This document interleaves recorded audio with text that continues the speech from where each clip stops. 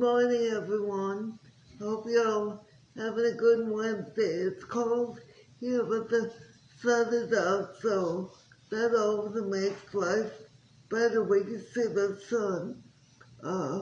Today, I kind of want to talk about a continuation of what I talked about yesterday, is that schools and inclusion.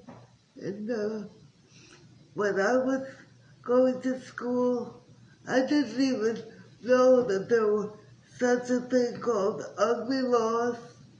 What these meant was that if people found your appearance or anything about your disability made them uncomfortable, then you would have to stay in the house.